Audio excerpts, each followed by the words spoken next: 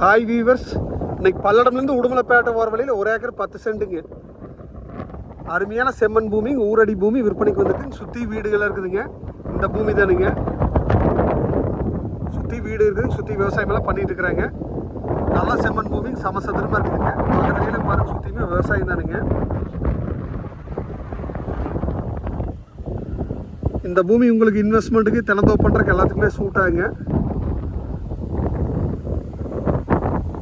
ஒரு 10 தென்னைமரம் இருக்குதுங்க. பாருங்க, தென்னைமரம் 10 தென்னைமரம் இருக்குதுங்க.